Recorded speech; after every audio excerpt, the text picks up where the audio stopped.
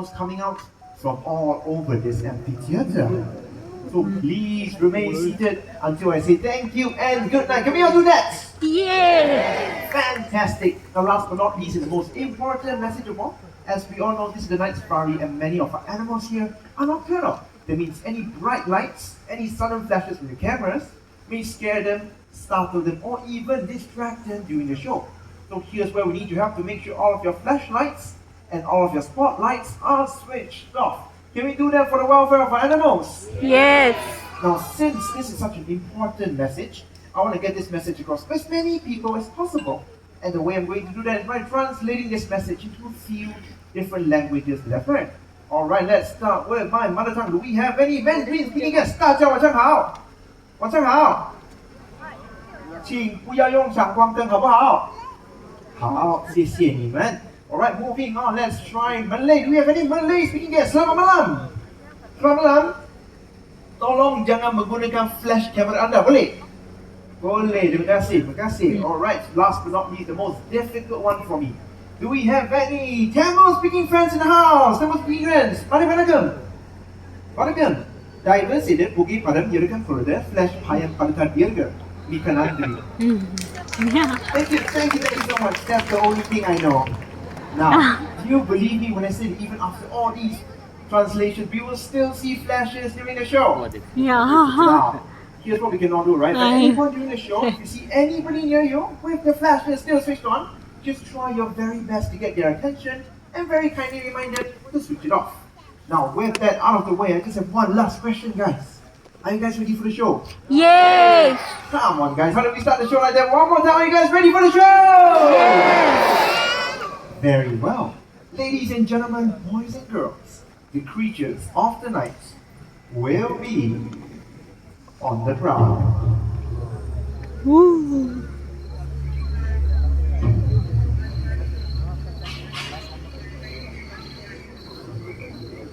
As the night falls, two worlds, one of sunlight, the other moonlight, blend into one.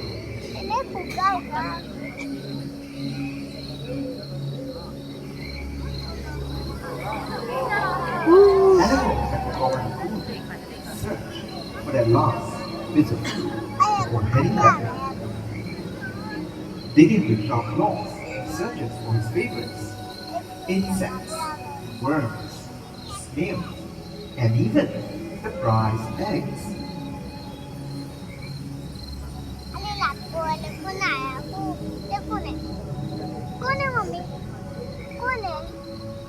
Once satisfied, he will return to the trees and settle for the night.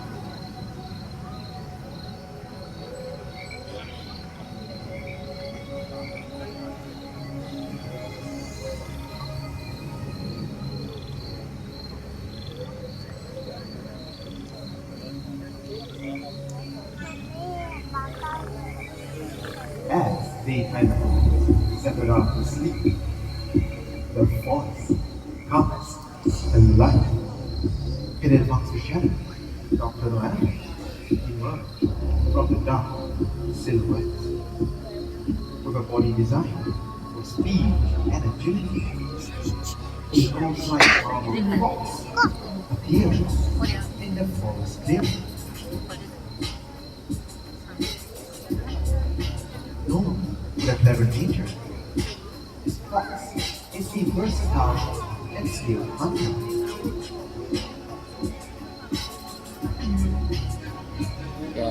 Using his sensitive eye vision and powerful sense of hearing and smell, he searches for the elusive prey.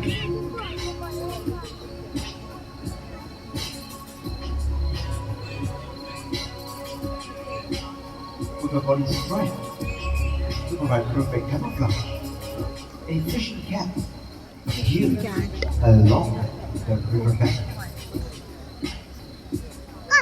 This cat loves to swim and dive underwater. This is fishing cat. And he wears a layer of short fur so dense that water cannot penetrate.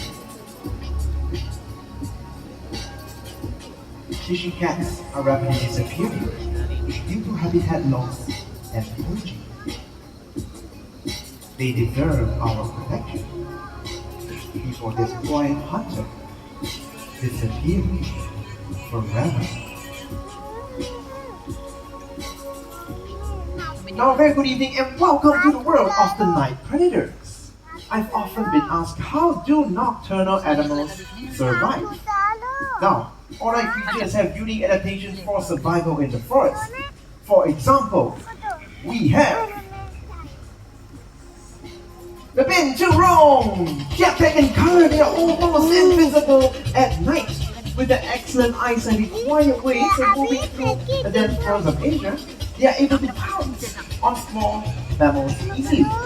Now, birds' eggs happen to be their favorite food, but they also feed on fish, fruits, and also other small mammals. Now, one very unique adaptation that these civets possess, which hopefully Nanya will be showing us today, would be, come on, let's show everybody your very long and very powerful three hands out there, and there we go with a big round of applause for Nanya, our binturongs. Now that tail is extremely powerful and is able to support its entire body weight.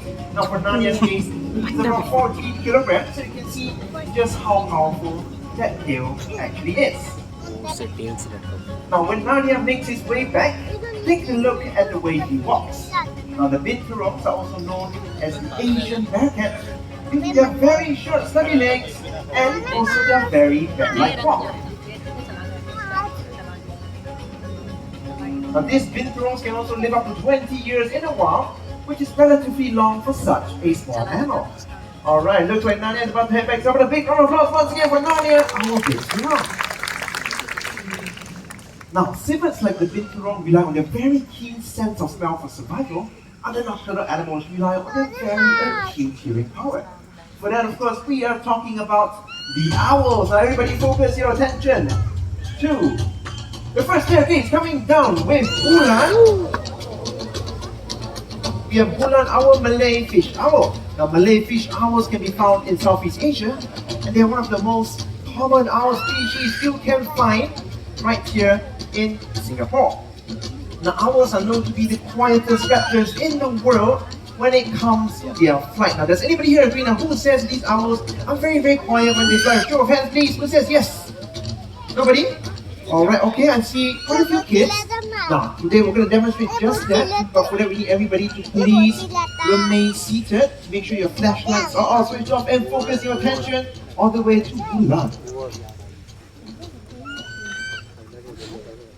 Alright, Bulan, whenever you're ready.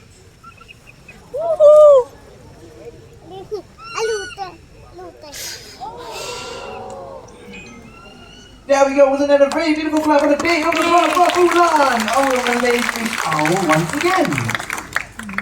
Now, as Bulan flew over your heads, you realize that its wings actually made no sound at all. Now they can achieve that because they have softened edges along the wingtips. Now this allows them to fly very, very silently over fields and over meadows, and their prey will not even hear them coming. Now here's another rather interesting fact about Bulan, our Malay fish owl. Now, an owl like Bulan right here can actually consume up to 1,000 rodents in a single year. Now this is very important because they act as a biological control to help to control the population of rodents. Now this is especially important in the agricultural sector. Now Bulan right there has one more job. Now, he has to fly back all the way from that stump to the glove of our trainer. Now while we're waiting for him to do that, let me give you another very unique adaptation that you might not know about the owls. Now, if you see those ear-like features that Bulan actually has, those are actually not his ears, those are just display feathers. Now his ears are actually hidden under the feathers and they are actually set asymmetrically. That means one ear will be placed higher than the other, and this very unique adaptation allows them to triangulate the exact location of their prey in total darkness, which means these owls have no issues locating a prey that is running in the middle of the night. Alright, there we go, a very beautiful flight back to the glove, Bulan. How about a big round of applause for Bulan, our Malay fish owl, and our trainer, Miss Malay. Thank you. Now, we're not quite done with the owl segment just yet. Now, you guys are in for a treat. Now, the next animal that's coming up is one of the largest owl in the world, and that is Oscar, our Eurasian eagle owl. Now, the Eurasian eagle owls, as the name suggests, can be found in Europe and also in some parts of Asia. Now, before we proceed, let me ask you guys one question. If you guys know the answers, feel free to just shout it out as loud as you can. Do not be shy, right? Now, does anybody here know to how many degrees an owl, an Oscar, can rotate its head? How many degrees? Just shout it out. We have 360. Do we have any guesses from this side? Just shout it out, guys. How many degrees? 360 again. Anybody from this side? 250, 270. 500? Who said 500? No, it's not anyhow whack on it. Now, for anybody who said 270 degrees, you guys are spot on. How an owl can rotate its head left to right 270 degrees without moving its body at all. And today, Oscar is going to show you just that. Alright, Alfie, once you're ready, take it away. Alright, now all the way to the left. Keep your eyes peeled and there we go, that's 270 degrees. Now that was a little quick. You guys want to see it one more time? Yeah, one more time? Alright, come on Alfie, one more time for everybody. Alright, now.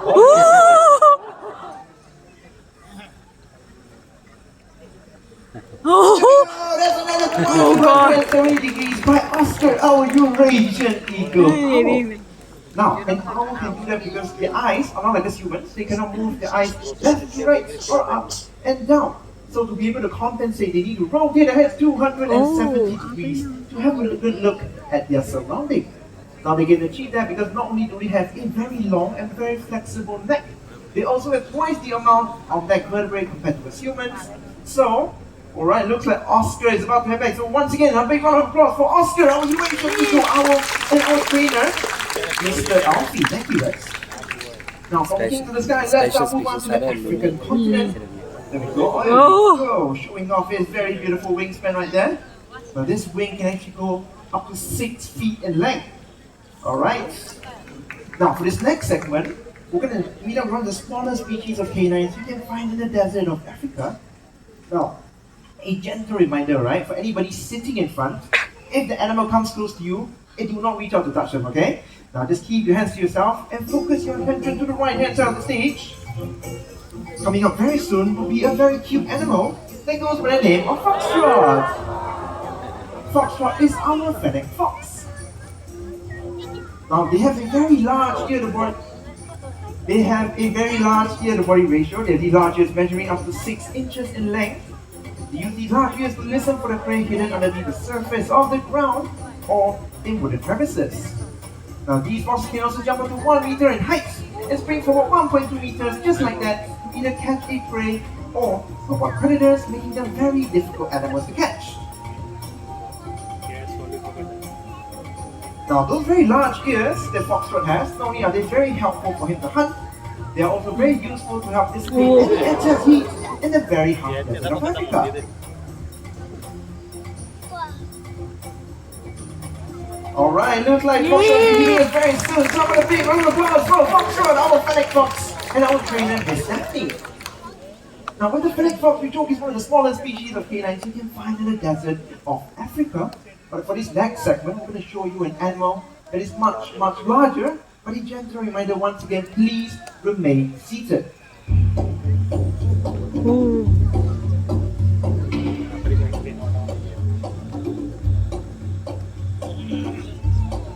A famous hunter from the African continent.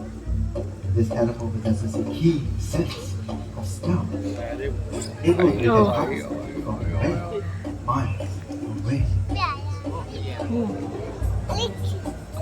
The largest of the hyena species is hyena. बहुत dangerous होते हैं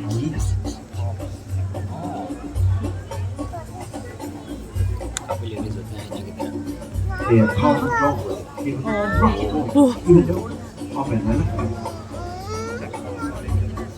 ये ladies को hyena कहते हैं. Foot room. They can measure up to 1.8 meters.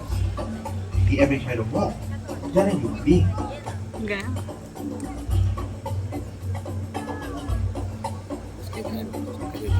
Mountain hyenas are very social animals. They live in groups called clans, and each clan can have up to 80 members.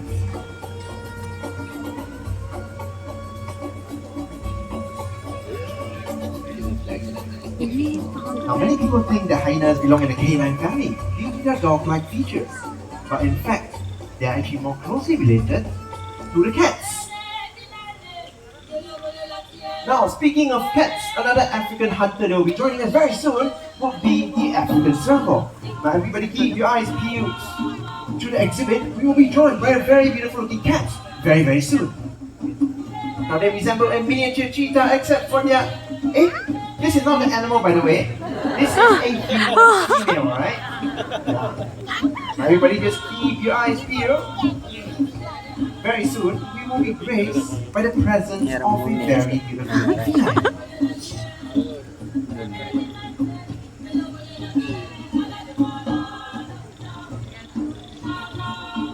Alright, I think I see her coming out, strolling in ever so gracefully like an African queen. Will be Shami, our African serval. Now, these servals are very skilled at probing into holes using their very long and very slender paws. Now, our trainer right now is holding on to a lure, which is essentially a feather attached to the end of a stick. It kind of resembles a bird. So what we're trying to do is to showcase Shami's natural hunting behavior in the wild, where they will catch, pounce, and swipe to catch a low-flying bird. Come on, let's see if Shami can catch the prey tonight. Come on, you go there. Oh my god, there we go. How about a big round of applause? Looks like Shami has caught the bird. There we go once again. Thank you, Shami, and thank you, trainer, Miss Perlin. Now, if you happen to have a good look behind the back of Shami's ears, you will notice black and white markings. Now, these black and white markings behind Shami's ears are known as ocelli, and they act as a natural deterrent against predators trying to sneak out from behind them because they kind of look like eyes in the dark. Now, as you are going the night safari, you'll come across many species of endangered animals. Now, just like the serval we all saw earlier, they are all facing a losing battle in the wild. Now, it is estimated that 300 species of animals go extinct every single year, and if we do not do something about it, many more animals will very soon join the list. Now, right here, I have a bin, and in this bin, we have a few common everyday items. Let's see, looks like we have some plastic bottles, we have a paper carton as well. Now, all these items come from nature in one way or another, and they have one thing in common: they can be correct, one more time, maybe a little bit louder. They can be cycle, fantastic, coming right up. Our very, very nice recycling bin. Alright, there we go. Now, I will not be doing the recycling myself. I'm going to invite two girls in the name of Bubbles and Bailey. Now, Bubbles and Bailey are going to show us what we can all do to start and make a difference. Now, Bubbles and Bailey coming out, they will be Asian small-clawed otters, the smallest species of otters in the world. And there they are, Bubbles and Bailey, everybody! Now, today I'm going to be on Team Bailey. Come on, Bailey, you know what to do? There we go. The plastic bottle right here in the plastic department. Now, Bubbles right there is just going to be showing some moral support for Bailey right here. Now, okay, come on. 2 more to go. Alright, great job. Okay, just one last one.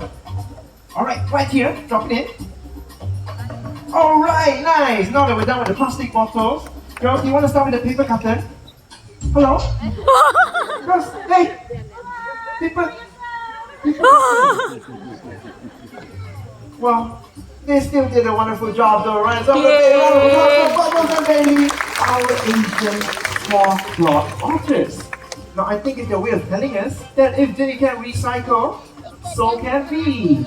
Now, there's one last item I'm going to need your help. Does it go right here in the aluminum department? Yeah? No. What about plastic? Yes, plastic? No. What about others? Yes, fantastic. The Bubbles and Bailey coming out.